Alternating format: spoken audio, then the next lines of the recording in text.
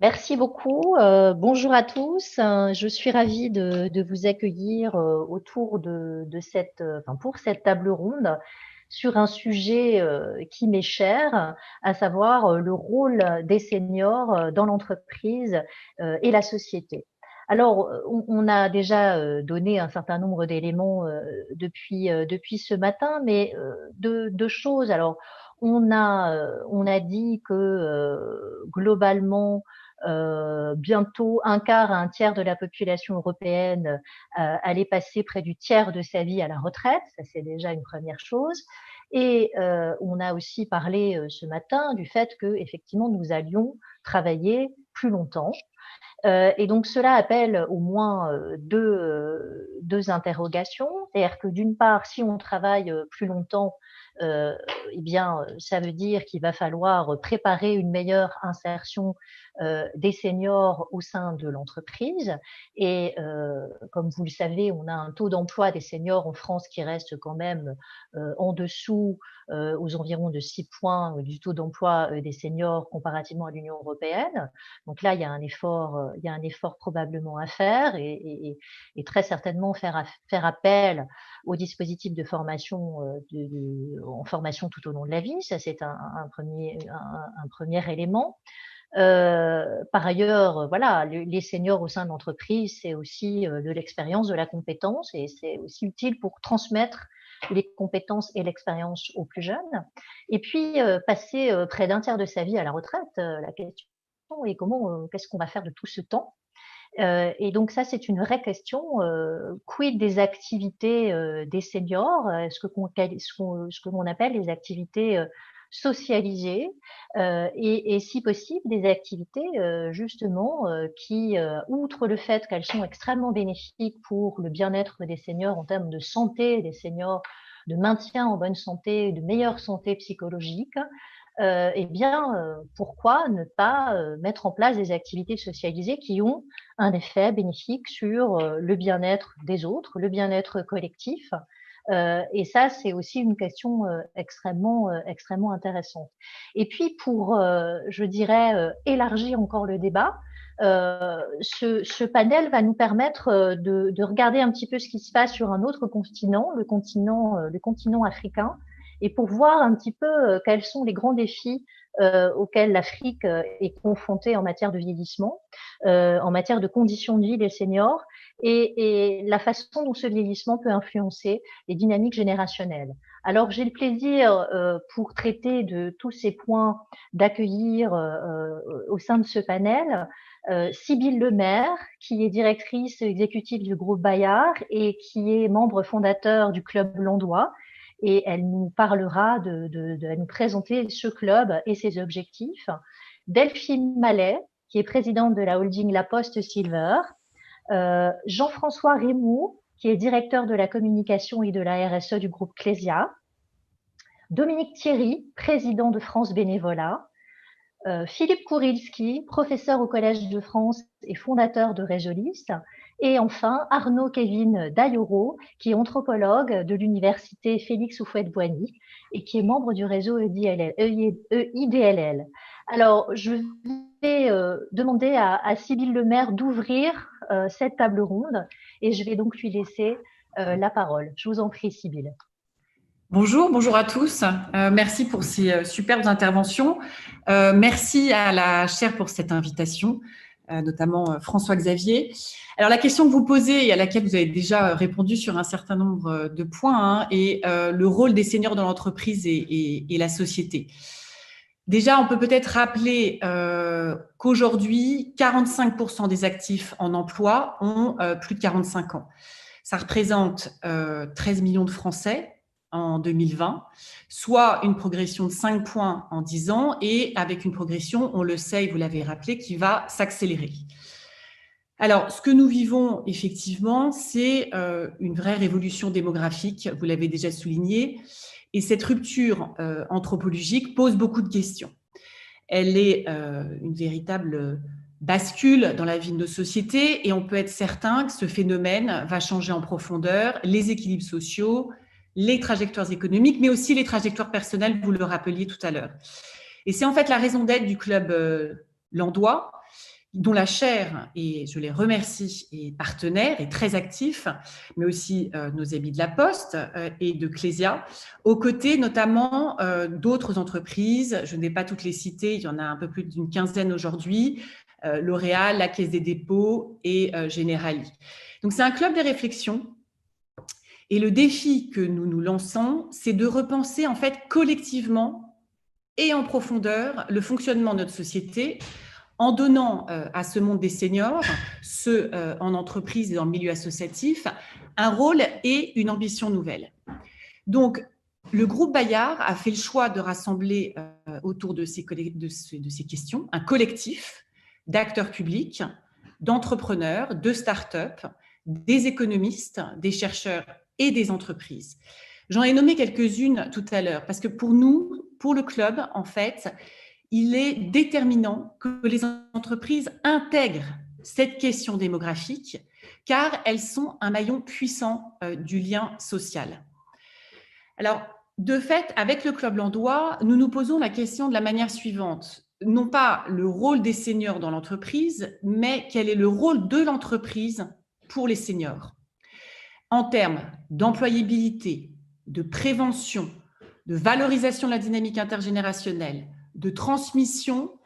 Tous ces sujets, nous nous les posons. Et le deuxième sujet sur lequel nous travaillons activement adresse la question des débouchés économiques dont on parlait juste à l'instant et de la solvabilité de ce marché des 45 et 70 ans. Maintenant, pour répondre à la question du rôle des seniors en entreprise, je vais passer assez rapidement sur des choses que nous connaissons tous, à savoir la valeur des seniors, l'expérience, la responsabilité, l'authenticité, la capacité de transmission. Le club s'adosse à une étude qui est faite avec l'IFOP et dirigée par Jérôme Fourquet, avec 4000 répondants, et notamment sur la question de l'expérience. 74% des actifs de 45 ans et plus déclarent que leur expérience passée sont une ressource précieuse pour les autres. Ce sur quoi je voudrais m'atteler, effectivement, c'est à la fois les risques et les défis qui ont été formulés par les représentants de ces entreprises lors des workshops que nous faisons au Club Landois. La première, je n'en citerai que 5, la liste est assez nombreuse. La première, c'est une question de culture. Il y a un besoin de lutter contre les stéréotypes dans les entreprises, de la même manière que les stéréotypes ont été adressés sur plein d'autres sujets. Osons-le, démontrons-le, posons des garanties sur la lutte contre les stéréotypes pour les seniors en entreprise. Ils sont nombreux. Développer des programmes de prévention. C'est quelque chose auquel, effectivement, la prise en considération de la problématique du vieillissement dans l'entreprise, avec les enjeux de pénibilité, les enjeux d'aidants, tout à l'heure, sont très importants. C'est aussi accompagner les collaborateurs à un nouveau projet professionnel. Il est vrai qu'il y a un sentiment, et notamment dans l'étude de Landois, vous pouvez le retrouver sur le site, il y a un élément qui est très important, c'est le sentiment d'utilité des seniors en entreprise, avec une double peine. Celle-ci est décroissante passant à un certain âge, avec une entreprise qui continue, là, en fait, à rémunérer son employé à 100%. Pourquoi ne posons-nous pas, au lieu d'effectivement sur les enjeux de mobilité, une mobilité bien évidemment inter-entreprise, mais aussi intra-entreprise, permettant une, j'allais dire, capacité d'organisation et de prise en considération dont vous parliez tout à l'heure, à savoir de l'activité pour les 27 années en moyenne que nous avions passées, la possibilité d'aller travailler pour une entreprise, pour une PME, pour une ETI, pour une association, fort de l'expertise reconnue. Ensuite, il faut mettre effectivement des formations adaptées. Les chiffres sont assez déconcertants pour la France. Seulement 22% des actifs en emploi ont suivi une formation avec ou sans DIF CPF et seulement 2% ont utilisé le mécénat de compétences. Alors moi, je veux bien qu'on en parle beaucoup, mais ça représente que 2%. Et bien évidemment, il faut accompagner les seniors aidants en entreprise. 21% des actifs de 45 ans et plus sont aidants dans l'entreprise. Nous, notre proposition à laquelle on travaille avec le club, c'est une idée qui à la fois est assez simpliste, mais qui a le mérite d'être assez claire. C'est l'idée du Parcoursup des seniors. Pourquoi ? Parce que, effectivement, on demande aux jeunes de pouvoir se projeter dans 30 ans de vie professionnelle avec une formation adéquate leur permettant cette capacité de projection. D'où est-ce que ce système d'éducation ne se porte pas là aussi de l'autre côté, effectivement, à un moment où il est demandé aux seniors de pouvoir se projeter dans une vie après, à la fois dans une dans un deuxième temps de vie professionnelle. Parce qu'il y a aussi un sujet que vous avez adressé qui est très important, c'est la capacité pour les personnes, alors qu'elles sont sur des emplois qui sont soit en décroissance, soit effectivement avec un faible avenir, leur donner la possibilité en temps voulu de pouvoir se faire une deuxième formation et donc une capacité de rebond vers effectivement des emplois plus importants. Donc, effectivement, on est sur tous ces sujets-là. Je le dis très rapidement parce que le temps est compté, mais moi, je suis une très grande partisane de ce Parcoursup des seniors et de, effectivement, laisser la formation, quitte à avoir la certification, qui pourrait être aussi, effectivement, reprise en France, revalorisée. Donc, on est aussi sur, bien évidemment, leur engagement actif dans la société. Le rôle des seniors dans la société, pour reprendre la deuxième partie de la question, elle est très importante, ne serait-ce que si on considère le poids dans la consommation. J'aime à rappeler que 54% des dépenses en conso sont réalisées par les 50 ans et plus. Donc ça, c'est un premier levier. Ce que nous adressons plus particulièrement dans l'étude du Club Landois, c'est leur contribution économique et sociale. Au club, effectivement, nous estimons que ce sont des actifs en tant que bénévoles, en tant qu'aidants et en tant que donateurs. 38% des 45 ans et plus sont bénévoles, on les évalue à peu près à 12 millions. Un senior sur 5 est aidant et 78% des 45 ans et plus font des dons à leurs proches et de manière assez massive à leurs enfants, mais aussi à leurs petits-enfants. Et c'est vrai qu'on travaille à un indicateur de contribution économique et sociale. François-Xavier le sait bien, que nous aimerions véritablement pouvoir adosser à un point de PIB permettant effectivement une revalorisation de leurs actions. Et ils ont aussi un rôle assez déterminant pour nous dans la fonction de la cohésion sociale. On a regardé effectivement avec l'étude de l'IFOP et le Club Landois, on ne croit pas à cette guerre de génération, en tout cas du côté des seniors, parce que la cohésion pour nous passe par l'analyse microéconomique, à savoir la famille, et la valeur famille remonte, et elle est remontée de façon encore plus sensible avec la crise que nous connaissons. Un tiers des retraités seraient prêts à payer effectivement un peu plus d'impôts et ils ont une grande confiance dans les institutions. Enfin, parce que j'espère encore dans le temps imparti, mais finissant, je terminerai en vous disant qu'en tout cas, chez Bayard, au Club Landois et les entreprises que nous adressons, nous voyons tous dans cette accélération d'abord un enjeu culturel, rappelons-le, qui est assez important et qu'il nous faut adresser aussi dans les entreprises, mais surtout aussi une formidable opportunité économique et sociale.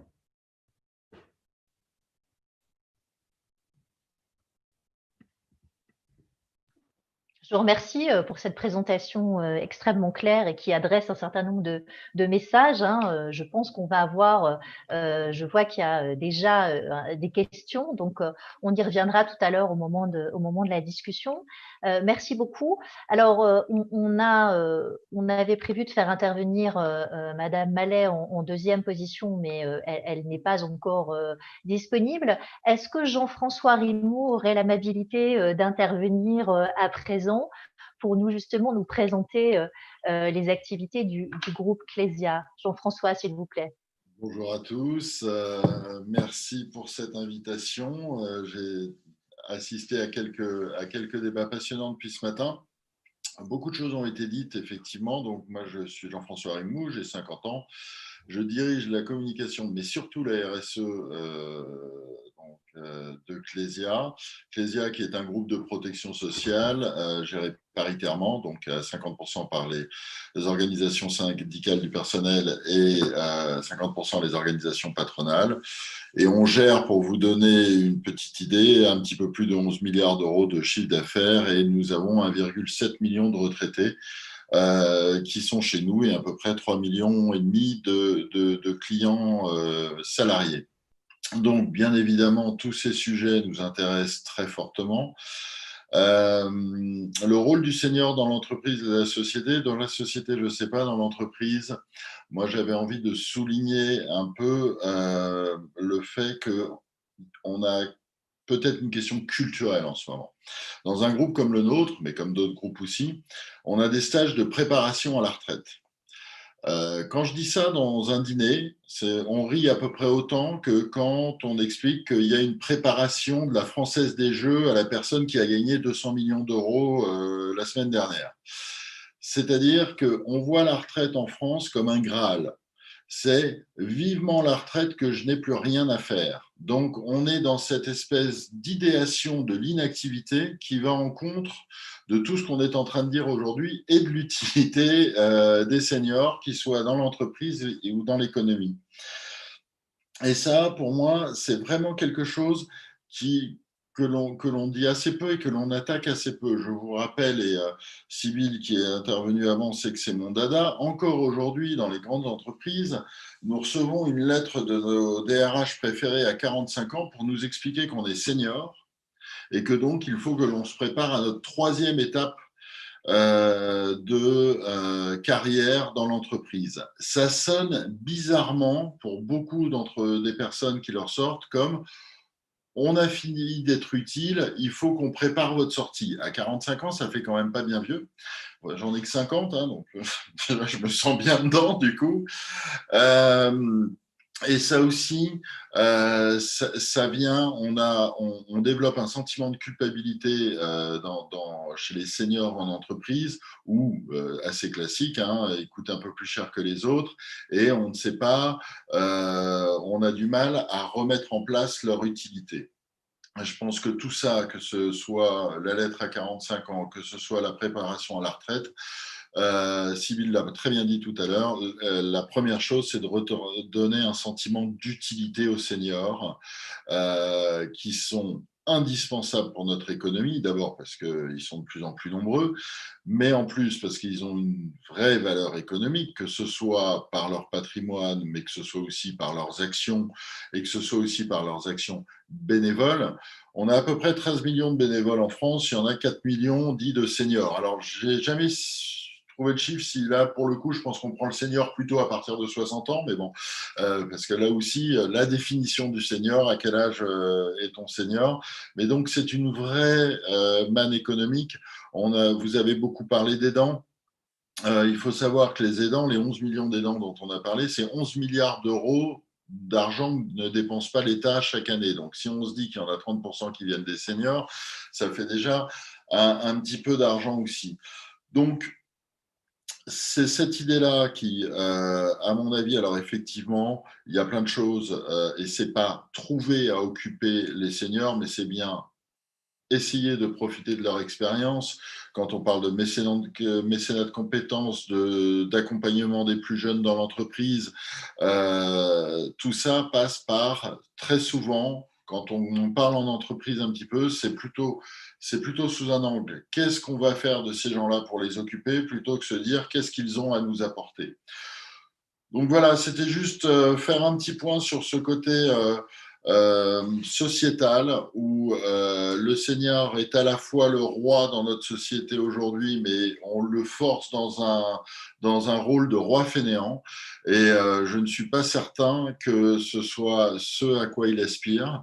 Donc, peut-être qu'on peut commencer à travailler sur des choses très très simples, notamment cette fameuse lettre des DRH à 45 ans qui pour moi est vraiment illustre énormément ce problème culturel qu'on a avec le Graal, c'est la retraite, et la retraite, c'est de ne rien faire. Tous ceux qui finalement finissent par ne rien faire à leur retraite sont en recherche d'activité très très rapidement, donc autant l'organiser. Voilà ce que je voulais vous dire et merci beaucoup de m'avoir accueilli. Très bien, merci beaucoup. Ça appelle effectivement beaucoup de choses, hein. Je pense qu'on va revenir sur ces points de discussion. Alors, je ne sais pas si nos voisins européens font mieux que nous en matière de préparation à la retraite. Je ne sais pas si c'est quelque chose un syndrome franco-français voilà, de moins, pas, de peu se préparer à la retraite. Mais en tout cas, c'est une des questions clés et c'est à la fois la vision de la société du senior et la vision que le senior a justement de ce fameux Graal que peut être la retraite. Donc, on va y revenir tout à l'heure dans la discussion.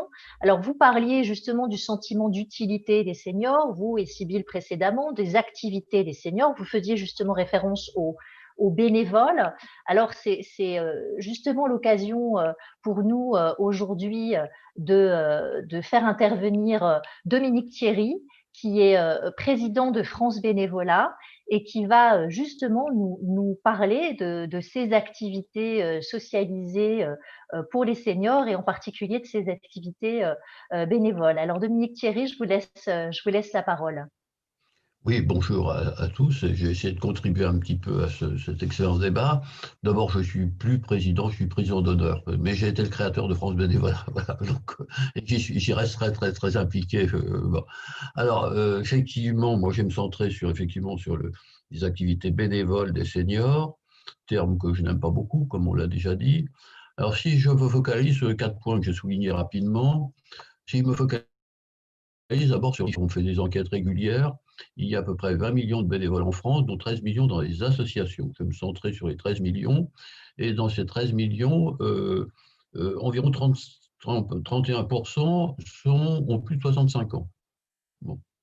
Donc ces 4 millions, ce n'est pas d'ailleurs l'idée toute faite qu'on a généralement des associations où il n'y aurait que des seniors. C'est faux, archi faux, déjà, première élément. Alors 40%, donc c'est à peu près 4 millions, mais c'était 38%, 31% actuellement, c'était 38% en 2010.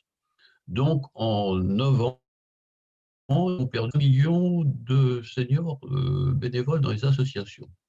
Et c'est une évolution structurelle de fond sur laquelle on reviendra sûrement dans la discussion, pourquoi cet effondrement progressif. Et probablement que depuis la crise sanitaire, alors voilà, ça a dû s'accélérer. Bon. Donc déjà, c'est déjà une question fondamentale. Et j'ai écrit l'an dernier un article qui s'appelait Alerte rouge. Ça n'a pas ému les foules. Voilà. Et puis on reviendra aussi sur la notion de préparation à la retraite, qui est un élément clé. Alors, deuxième registre au-delà de ces chiffres, alors je crois qu'il y a des tas d'études internationales de l'OMS, des Hollandais qui ont beaucoup travaillé, un peu des Français. Il n'y a pas de débat. L'activité sociale, alors le bénévolat n'est pas la seule, mais enfin c'est souvent une des activités sociales les plus privilégiées, contribue au maintien en bonne santé. Pendant le jargon de l'OMS, l'espérance de vie sans invalidité. Alors, en sciences, corrélation ne vaut pas preuve, mais je pense qu'il y a quand même, bien que ce soit multifactoriel, il n'y a pas de doute sur ça, y compris sur le démarrage de l'Alzheimer, etc. Donc, il y a plein de facteurs qui font que, alors, le bénévolat est particulièrement à privilégier, c'est pas parce que j'y crois fortement, parce qu'effectivement, c'est là où on a des vraies activités, on a de la reconnaissance, on a de l'échange, on a du projet, donc c'est très socialisant, même s'il y a d'autres activités également socialisantes. Donc ça, c'est le deuxième. Donc, du coup, énorme paradoxe. À la fois, on dit le bénévolat, c'est bien pour les seniors et c'est bien pour la société, mais en même temps, ça descend régulièrement. Que fait-on? Que fait-on? Voilà, c'est une vraie question. Et donc, alors, j'ai peut-être, si j'ai un peu de temps, j'évoque les raisons de mon débat, ou alors je vais les évoquer très rapidement. Il y a au moins 4 raisons. Plus. Il y a 4 raisons. D'abord, les seniors qui arrivent en retraite ne sont plus les enfants des fausses 30 glorieuses. Là, quelque part, ils avaient eu, selon une expression un peu triviale que j'utilise souvent, les enfants des 30 glorieuses, des fausses 30 glorieuses avaient eu le beurre, l'argent du beurre, la crémière, et avaient quelque part à rendre à la société. Aujourd'hui, ce n'est plus du tout la situation. Ils ont des conditions de travail plus difficiles, des carrières plus aléatoires, des départs plus tardifs, et ils ont moins à rendre à la société. C'est probablement la représentation même de la retraite et des rapports entre extérieurs et différents. Deuxièmement, ils partent plus tard, dans après des conditions de travail plus difficiles. Troisièmement, mais ça c'est une vraie question, il y a une certaine concurrence, alors avec 4 paires de guillemets, entre la solidarité externe et la solidarité familiale, qui est considérable. Heureusement qu'elle existe, parce que sinon, il y a de belles lurette que la société aurait explosé. Et puis, quatrième raison, effectivement, la société ne dit absolument pas aux seniors, on a besoin de vous. Faites pas de bruit, c'est essentiel. Voilà. Je vous renvoie à l'excellent ouvrage de Laure Adler qui fait une superbe analyse du sujet. Et puis enfin, il n'y a pas suffisamment de préparation à la retraite sérieuse, pas simplement des petits machins qu'on fait vite fait sur un coin de table. Ça, c'est les 5 raisons. Du coup, c'est le quatrième point que je voulais souligner. Depuis 10 ans, France Bénévolat s'est beaucoup intéressé aux démarches intergénérationnelles. Nous avons mené 1 millier d'expériences concrètes de terrain. J'ai publié un bouquin l'an dernier, que je ne saurais trop vous conseiller de le lire. Et du coup, la solidarité intergénérationnelle est un élément fondamental de retissage de la société française éclatée. Et du coup, le terme senior qui n'a aucun c'est comme si on parlait des enfants qui viennent naître et des quarantenaires, 40 ans, ça n'a rien de sens. Donc, il y a au moins 3 gros paquets, voire un peu plus. Nous, on dit qu'il faut distinguer par rapport aux retraités, parlons clair, il faut distinguer le par les retraités, la solidarité intergénérationnelle par, c'est là où ils sont vraiment, vraiment actifs, c'est là où ils peuvent contribuer le plus. Nous parlons de démocratie contributive, tout à fait fondamental comme concept. Ensuite, on est plutôt le avec, ce que les psychosociologues nord-américains appellent la déprise. Ils peuvent encore faire des choses, mais ils se retirent un peu, donc ils peuvent quand même contribuer et donner un coup de main, mais moins actifs. Et puis ensuite, cette fois-là, on passe de l'autre côté et le bénévolat pour. Il faut bien distinguer le bénévolat par, le bénévolat avec et le bénévolat pour. Mais même dans le bénévolat pour, avec des personnes très âgées, je continue à penser, et on en a preuve, que ces personnes très âgées peuvent aussi contribuer et rester des citoyens à part entière. Bon, on pourrait parler des EHPAD où c'est vraiment pas vraiment des citoyens à part entière. Donc du coup, on a travaillé beaucoup depuis 10 ans sur ces questions de solidarité intergénérationnelle, avec évidemment un bon millier d'expériences de terrain, ce qui n'est pas si mal que ça. Et au bout d'un certain temps, on était assez contents de nous. Il y a 2-3 ans, on dit ça ne suffit pas. Ça ne suffit pas parce que dans un territoire, dans un bassin de vie, quand on avait mené 2, 3, 4, 5 expériences avec alors souvent interassociatives, avec des établissements scolaires, etc., voire plus, on s'est dit, mais c'est en fait une juxtaposition de beaux projets. Et l'addition de beaux projets ne fait pas système. Et donc, on est arrivé à la conclusion, il y a maintenant un peu plus de 2 ans, de dire comment créer ce qu'on appelle des écosystèmes durables de solidarité intergénérationnelle. Et ça, c'est une autre dimension de démarche locale. Et du coup, c'est la transition que je vais passer à mon petit camarade Philippe Gourelski, parce qu'on travaille tous les jours ensemble sur ce sujet, voilà, parce qu'on a des liens très, très privilégiés entre Résolis et France Bénévolat. Mais justement, c'est parce qu'on est arrivé à cette conclusion de limite de nos démarches, on a dit qu'il faut aller plus loin, il faut trouver des partenariats pour créer ces écosystèmes de solidarité intergénérationnelle. Voilà à peu près ce que je voulais dire très rapidement, mais on peut revenir après sur des questions. Très bien, merci beaucoup. C'est parfait. Donc, vous faites vous-même la transition avec Philippe Korilski. Donc, c'est très bien. Donc, il va pouvoir nous parler de ces différentes expérimentations. Donc, Philippe Korilski, je vous laisse la parole. Je vous en prie.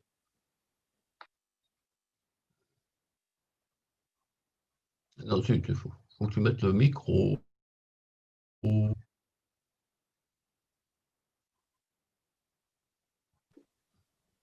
Voilà, ça y est. Voilà, merci de cette invitation et merci de m'avoir préparé le début de mon exposé. Moi, je ne vais pas vous parler de ce qu'il faut faire, mais de comment on peut le faire lorsqu'on travaille à partir du terrain. Voilà. Et c'est bien là que se joue l'enjeu des écosystèmes dont Dominique a parlé. La question étant comment faire pour inclure les seniors dans des écosystèmes de vie, dans toutes sortes de configurations possibles. Donc, je ne vais vous parler en gros que de méthodologie, parce que c'est la méthodologie qui est développée depuis 8 ans maintenant par Résolis, qui est une association qui est à la fois proche du Collège de France et de France Bénévolat, et avec Dominique Thierry en particulier. Alors, ce qu'a fait Résolis, c'est de se dire que l'un des problèmes de l'action de terrain, c'est qu'on ne peut pas mesurer son efficacité, Il y a toute raison de supposer que cette efficacité n'est pas formidable, qu'elle pourrait être largement accrue, et que si on veut faire ça, la première des choses à faire, c'est récolter des données de terrain. De toute façon, un écosystème, ça ne peut pas s'étudier ou se travailler ou s'optimiser si on n'a pas les données. Bon. Mais les données, ce n'est pas les statistiques qui sont faites à partir de Paris, ce sont des données de terrain, c'est un travail de fourmi, et il faut un processus et un procédé particulier pour faire ça. Résolis a développé une méthode qui est robuste, ce qui fait qu'on déploie des étudiants sur le terrain, ce qui d'ailleurs les rapproche des problèmes sociaux, ce qui n'est pas plus mal. Deuxièmement, qui valide un peu, enfin vérifie une certaine qualité des données. Et donc, Résolis se comporte un peu comme un journal qui aurait un comité éditorial et qui publie ensuite, de façon à ce que ce soit partageable, les retours d'expérience du terrain. Alors, si vous allez sur le site de Résolis, qui est libre d'accès et gratuit, bien entendu, vous trouverez presque 1500 retours d'expérience qui ont suivi ce processus. Donc, c'est une démarche de type scientifique dont on attend comme bénéfice les choses suivantes. Premièrement, la capitalisation des bonnes pratiques, qui est rarement faite. Au moins au niveau terrain des petites associations, il y a trop peu de capitalisation. La deuxième chose, c'est la valorisation d'un certain nombre de ces opérations. La troisième, c'est un certain mode d'évaluation malgré tout, parce que c'est un terme qui n'a pas été beaucoup prononcé jusqu'ici, mais enfin, quand on parle notamment d'économie, la question de l'évaluation, elle n'est pas totalement triviale. Et la quatrième, qui est très intéressante, c'est qu'en fait, c'est un instrument de coopération. Pourquoi? Parce que notre expérience nous montre que les gens qui ne se connaissaient pas a priori coopèrent beaucoup mieux en échangeant les faits que les rêves. Voilà, pour le dire un peu sauvagement, il ne suffit pas d'avoir des beaux rêves, il faut quand même avoir les pieds sur terre et pouvoir travailler en commun, surtout si on cherche la complémentarité. Et donc, pour ça, il faut des faits. Et pour ça, il faut accoucher de ce qu'on fait, de ce qu'on sait faire, avec une certaine honnêteté, disons. Alors, qu'est-ce qu'on fait maintenant de ces données? Et j'en arrive aux écosystèmes en question. Évidemment, d'un certain côté, on peut faire de la recherche. Et ces données commencent à interroger, pas suffisamment à mon avis, mais des chercheurs en sociologie, etc. Mais deuxièmement, à partir de ça, on peut construire ces fameux écosystèmes de la façon suivante. En fait, c'est une question d'échantillonnage, si vous voulez, et de choix de granulométrie. Si on prend un échantillonnage au niveau national, il est clair qu'avec 1 300 000 associations actives et des millions d'acteurs de terrain dans tous les secteurs publics, privés, etc., on ne va pas arriver à grand-chose, sauf à faire des choix éclairés, disons, pour documenter une question voilà, et ça donne des éclairages, et on l'a fait dans un certain nombre de cas, par exemple dans le problème du non-recours aux droits sociaux, qui est un problème très, très significatif, disons. Mais d'un autre côté, on peut choisir, à l'inverse, de déployer le dispositif sur un lieu donné et un thème donné de façon à ajuster la puissance de feu, si j'ose dire, et la granulométrie à un sujet qu'on peut explorer à fond. Alors, quand on fait ça, il faut savoir que la puissance de feu, elle est d'environ 100.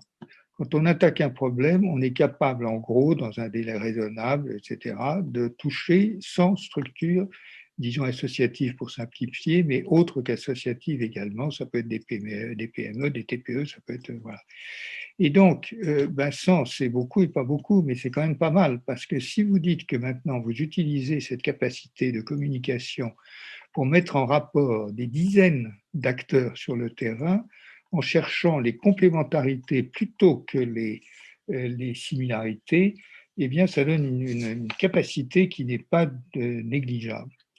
Alors, cette capacité, donc, on développe la méthodologie pour faire ça, et on le fait notamment avec Dominique Thierry et France Bénévolat, dans un certain nombre de situations, sachant bien entendu que les coopérations sont forcément locales pour beaucoup de raisons, y compris le fait que la solidarité s'exprime mieux localement que non localement, le contact même rapproché est important.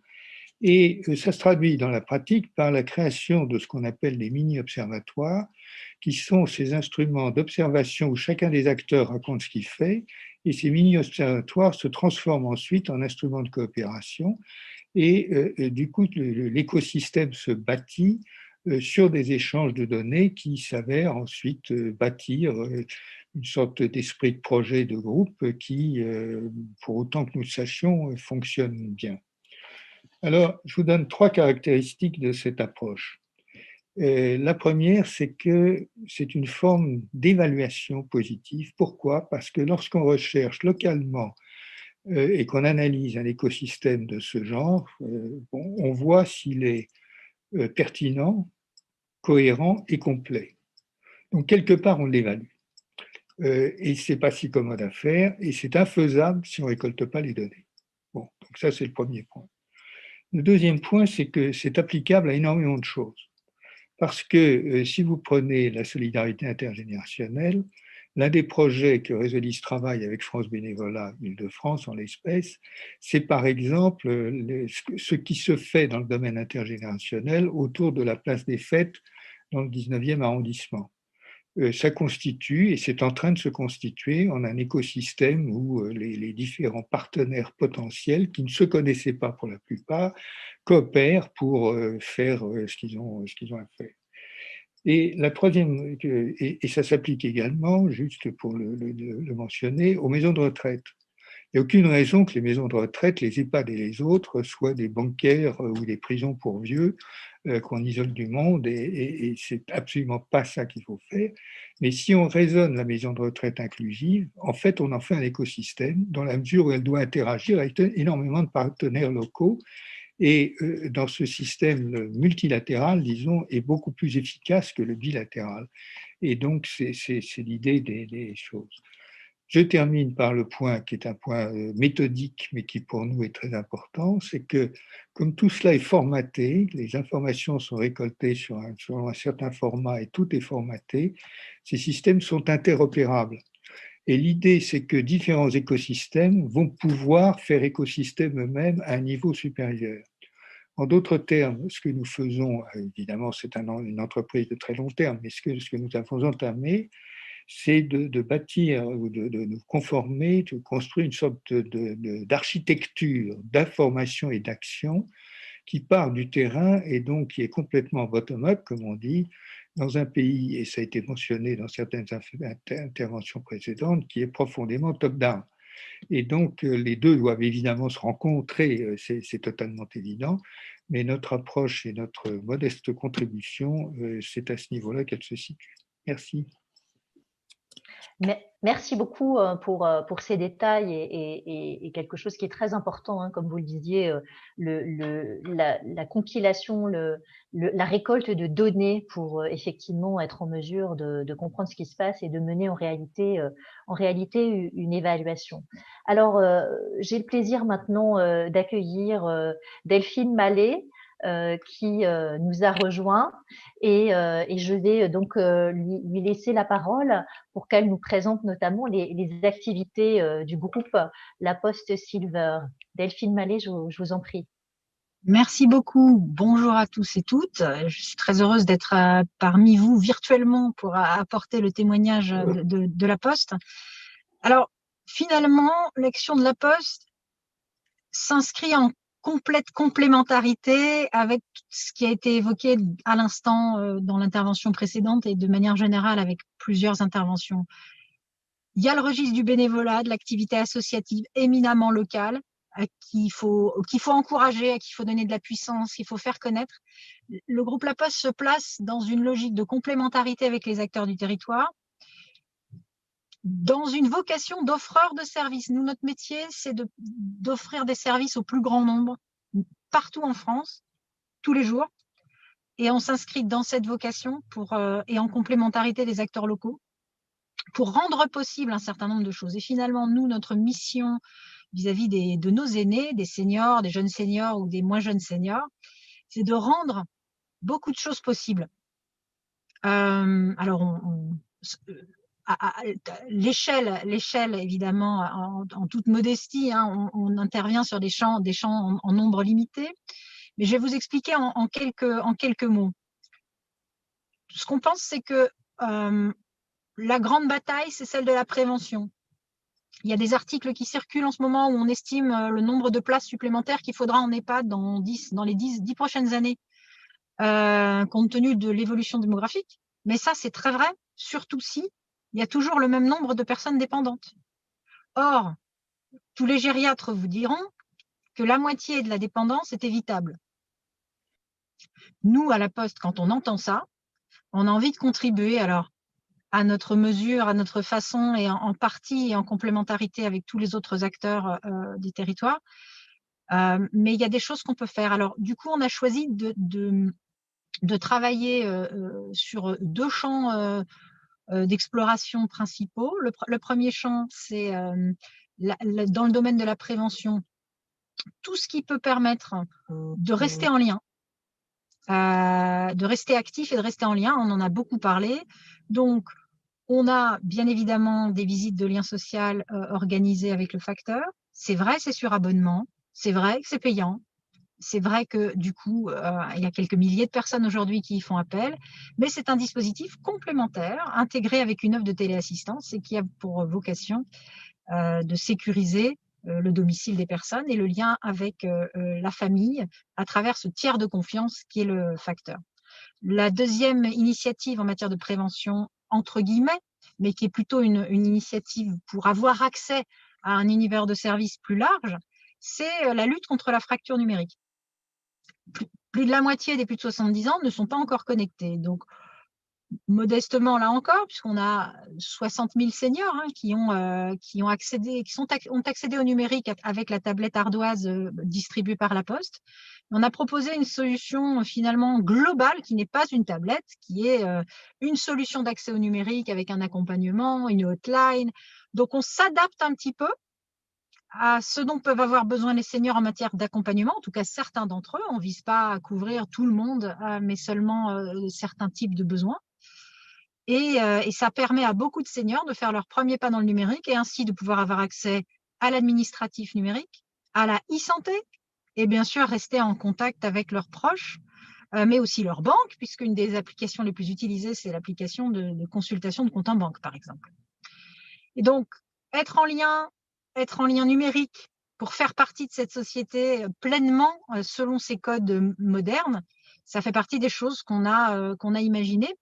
Plus récemment, on a commencé à participer à des programmes plus médicaux de détection des fragilités très précoces. En clair, le facteur va à domicile et un postier formé en complément vient réaliser une petite évaluation selon le protocole de l'Organisation mondiale de la santé. On fait un test en ce moment à Toulouse avec le gérontopole du professeur Velas. Eh bien, aujourd'hui, on a dépassé les 300-400 évaluations.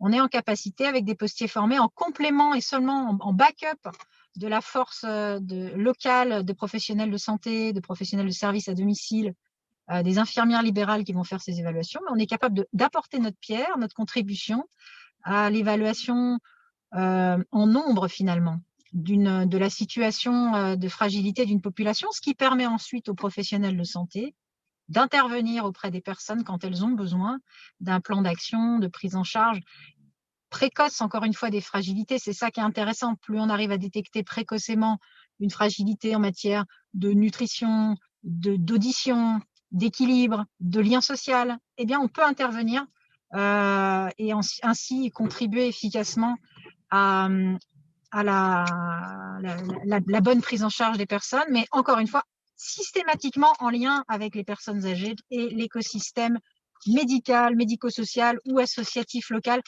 Donc, c'est vraiment des sujets sur lesquels on a commencé à pouvoir montrer la contribution de la Poste en tant que grand partenaire éminemment local, mais aussi en capacité de diffuser des politiques de santé publique nationale si le programme ICOP devenait un programme de prévention nationale. Le deuxième grand thème, en plus de la prévention, c'est quand apparaissent les premières fragilités, être en capacité d'accompagner le mieux possible des personnes qui deviennent des patients, mais des patients longue durée, puisque souvent, après une sortie d'hôpital, les plus fragiles sont parfois malades chroniques ou en tout cas sur une longue durée ont besoin de matériel médical, de livraison de repas ou de livraison de médicaments. Et donc aujourd'hui, on a un certain nombre d'activités logistiques. On prend en charge plus de 100 000 patients chroniques ou en sortie d'hôpital à travers des filiales spécialisées en prestations de santé à domicile. Et on assemble autour des parcours patients une offre de services élargie. Non seulement on fait de la logistique de matériel et de consommables médicaux sur prescription médicale, mais on veille aussi à apporter aux patients tout ce dont il peut avoir besoin, comme de l'activité physique adaptée, qui marche mieux en collectif qu'en individuel d'ailleurs. Donc on a finalement cette double vocation de contribuer à rendre le maximum de choses possibles tout au long de la vie des seniors, et quand ils sont fragilisés par une maladie chronique ou un moment de sortie d'hôpital, apporter un ensemble de services qui permet de parfaitement vivre sa vie malgré une fragilité ou une pathologie au long cours. Voilà la contribution, j'allais dire, d'une certaine façon à la libération des seniors, c'est-à-dire que le sujet du maintien des capacités et de la maximisation du quotidien des seniors par rapport aux capacités qu'il leur reste. Il faut du temps avant d'être dépendant parfois. Donc, il y a plein de choses que les seniors peuvent faire et notre job, c'est d'en rendre accessible un maximum.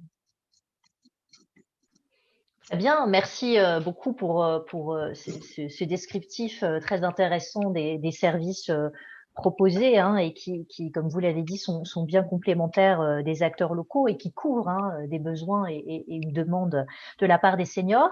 Alors maintenant, je vais céder la parole à Arnaud Kevin Dayoro qui va nous parler justement de nous donner un point de vue sur le continent africain.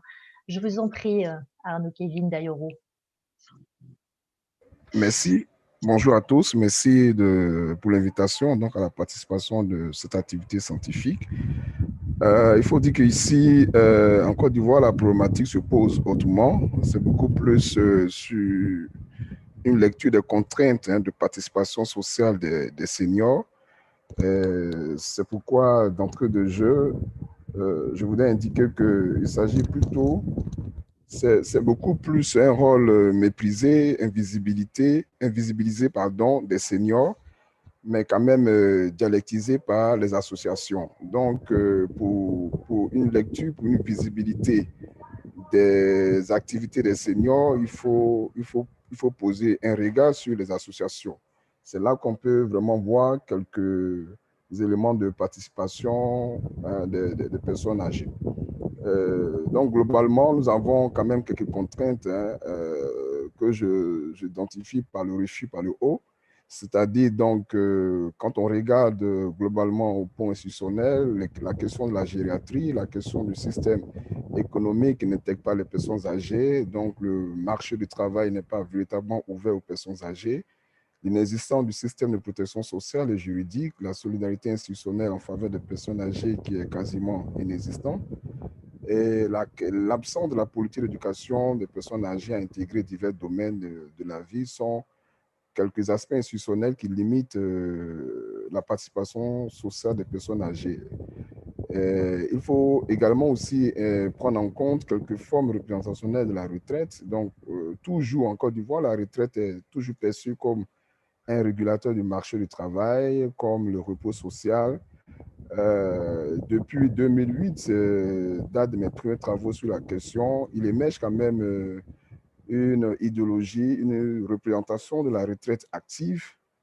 Et cette représentation de la retraite active est réappropriée. Les retraités se réapproprient donc cette dimension de la retraite active pour quand même faire des initiatives. Donc, au plan macro, au plan des initiatives institutionnelles, il y a quasiment un vide sur la question. Il faut aller, comme j'ai dit, au niveau des associations pour voir quelques expériences de retour sur le marché du travail.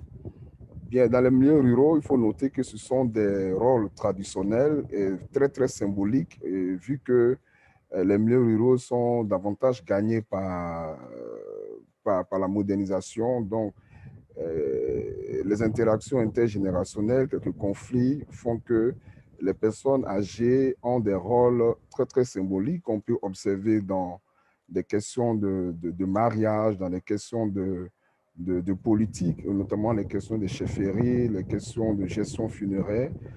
les questions de juridicité, mais qui sont inféodées quand même par le système moderne. Et donc, à part ces questions très classiques, là, les personnes âgées la participation des personnes âgées est moins visible. Alors, il y a le processus dialectique qu'on peut observer, comme je l'ai dit, c'est vraiment au niveau des associations. Et là, nous avons mené une étude sur près de 65 associations, sur les associations, et donc nous avons dénombré 65 associations en 2026, en 2006 et 2017, des associations constituées autour des questions de genre, d'affiliation institutionnelle, donc des structures privées et publiques, et qui ont montré que globalement, ce sont des activités de conseil à l'entrepreneuriat, ce sont des activités d'encadrement des actifs pour l'incitation à l'entrepreneuriat. Des expériences ont été notées en termes de participation au débat sur les réformes de la retraite. Il y a deux ou trois ans en Côte d'Ivoire où les retraités ont été associés. Et il y a une initiative aussi des retraités sur la mise en place des banques d'expertise des seniors, un réinvestissement professionnel à la retraite, donc les questions de logique de continuité professionnelle. Il y a des expériences qu'on peut noter à ce niveau-là où des médecins, des infirmiers, des enseignants se réinvestissent dans le marché du travail, et quelques expériences liées à la logique de la discontinuité où on observe des investissements à titre privé. Il faut dire qu'au plan institutionnel, on peut noter quand même que le FIDRA est une institution qui accompagne les retraités dans ce sens-là. Et donc, quelques solutions, à mon sens, pour activer ou pour promouvoir le rôle, la participation sociale et faire de nos sociétés africaines, des sociétés de tous les âges, c'est vraiment de vaincre d'abord toute une série de mythes autour du vieillissement, qui tend à penser que la question du vieillissement est exclusivement liée aux sociétés industrielles et que les personnes âgées se ressemblent toutes. Les hommes et les femmes n'ont pas de différence en matière de vécu. Les personnes âgées sont fragiles, n'ont rien à porter et constituent des fardeaux. Et malheureusement, les pays africains continuent toujours d'intégrer cette façon de voir les personnes âgées, et du coup, cela pose un véritable problème en termes d'organisation, en termes d'accompagnement politique, en termes de décision au plan politique, et cela manque d'intégrer les personnes âgées dans un programme véritablement macro.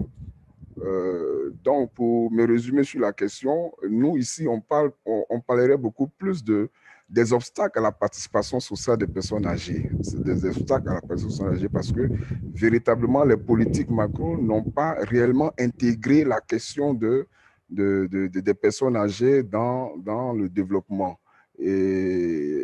Or, on observe que les retraités sédentarisent de beaucoup plus en milieu urbain. Donc, on voit là qu'il y a un véritable paradoxe institutionnel parce que il n'y a aucun accompagnement. Même sur le plan sécuritaire, il n'y a aucun accompagnement. Au niveau même des juridicités, il n'y a aucun accompagnement. Donc, c'est un ensemble de facteurs qui limitent la participation des personnes âgées. Et quand on sait que participer, au cœur du processus de participation se trouve la question de la santé, et que le système génétique est vraiment quasi inexistant. Nous avons un seul service de gériatrie au CHU d'Angré où on a un spécialiste gériatre. En dehors de ça, les personnes âgées sont confrontées à ce que j'appelle le tâtonnement diagnostique.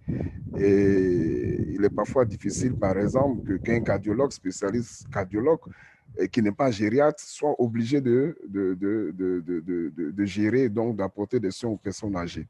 Donc, c'est un lot de facteurs qui limite la participation. À côté de cela, il y a le conflit intergénérationnel parce que le marché de l'emploi n'est pas véritablement préparé à recevoir les personnes âgées qui sont tout de suite qualifiées d'inutiles et selon certaines idéologies qui ont eu le temps de travailler et qui n'ont pas, pour le pays africain, souvent ils estiment qu'on n'a plus besoin des personnes âgées. Et donc c'est cet ensemble-là. Maintenant, évidemment, il y a des expériences isolées où des associations ont porté leur expertise à certains groupes en termes d'alphabétisation, en termes d'accompagnement, comme je disais tantôt, de construction, de réforme du système de la retraite pour dire qu'il y a des compétences, puisque ces personnes âgées-là, juste, c'est un capital expérientiel, mais le seul problème, c'est qu'il n'y a pas de structure formelle qui puisse valoriser cette contribution. Et parce qu'évidemment, quand on regarde la situation démographique, les pays africains, surtout la Côte d'Ivoire, on peut plutôt mettre l'accent sur les politiques d'insertion des plus jeunes sur le marché de l'emploi. Donc, c'est à la fois un problème de décision institutionnelle, c'est aussi un problème de décision personnelle parce que beaucoup l'ont pendant un long moment, ces personnes âgées-là ont intériorisé l'idée qu'être à la retraite, c'est véritablement être à la sortie de toute action, à la sortie de toutes sortes de participations. Voilà un peu, comme je peux dire, la situation de la Côte d'Ivoire et globalement dit que les compétences sont visibles, mais il y a un manque de politique d'accompagnement et les cadres sont moins formels. Ce sont des structures associatives qui mettent vraiment en avant l'idée de mobiliser ces ressources expérientielles-là et de les mettre au service non seulement des autres retraités, mais aussi des plus jeunes. Je vous remercie. Très bien, merci beaucoup pour cet éclairage très intéressant qui nous permet de faire la comparaison avec nos sociétés. Alors il y a le temps malheureusement a filé vite. Il y a plusieurs remarques sur le chat. Il y a une question qui me paraît qui est restée là. Je vais vous la poser. Les retraités qui restent actifs et notamment s'engagent dans des projets de transmission de connaissances semblent majoritairement appartenir au CSP supérieur. Et donc, comment dépasser cette autocensure qui est en mesure de répondre à cette question? A priori, on aurait un investissement plus important de la part des CSP supérieurs en matière de transmission des connaissances, ce qui, a priori, peut se comprendre. Est-ce qu'il y a un moyen de faire participer davantage les seniors des catégories des CSP moins supérieures, dirais-je? Je vais bien dire très très rapidement sur le sujet, mais si. Écoutez, d'abord c'est une réalité, oui, Dominique, c'est une réalité statistique. Alors nous, quand on a un slogan qui nous est cher, c'est le droit au bénévolat pour tous. Donc, ce qui n'est pas rien, parce que le bénévolat, c'est aussi un énorme facteur inclusif. Donc, s'il y a sélection aussi sur ce sujet-là, on n'est pas bien. Alors, pour des CSP dites plutôt pas plus, nous, notre approche, c'est justement de partir de projets concrets. Et non pas dans un discours fait du bénévolat, ça va vous faire du bien, ça marche pas du tout, c'est du prosélytisme, ça ne colle pas. C'est plutôt dire, tiens, on a un projet local, et du coup, on voit aussi la notion d'écosystème, on a un projet là local qui est assez sympa, on aurait besoin d'un coup de main. Et ça inverse complètement la démarche. On aurait besoin d'un coup de main, et des gens qui ont un peu de mal à s'y coller, ils viennent, et puis ils s'aperçoivent puis ils s'aperçoivent aussi qu'ils ont des savoir-faire, voilà. Et nous aussi, on insiste lourdement pour reconnaître les comptes, ce qu'on appelle expérientiel des bénévoles. Voilà. D'accord. Sybille Lemaire, oui, vous vouliez ajouter quelque chose? Bonjour. Oui, c'est une question sur laquelle on est très sensible au Club Landois, vraiment, et les entreprises y sont. La question que ça pose, c'est l'effet effectivement de massification et de l'enjeu de socialisation au plus grand nombre, et un accès d'éducation et de prévention sur l'ensemble des salariés des entreprises, ce qui n'est pas le cas aujourd'hui, ce qui est tout à fait vrai, et que dans le Parcoursup justement qu'on propose, il y aurait bien évidemment la possibilité de faire coïncider j'allais dire, une volonté d'un certain nombre de personnes des entreprises de vouloir se projeter dans une activité, mais qui ont du mal à le déterminer, à le rendre visible, réaliste, possible, par rapport effectivement aux solutions de terrain qui sont déjà proposées. C'est comment est-ce qu'on arrive à relier effectivement très en amont cette question qui est de dire quel choix feriez-vous si vous aviez une activité à faire. Ce sont des questions qui aujourd'hui n'intègrent pas les questionnements dans les entreprises et notamment dans les parcours RH de préparation à la retraite. D'accord.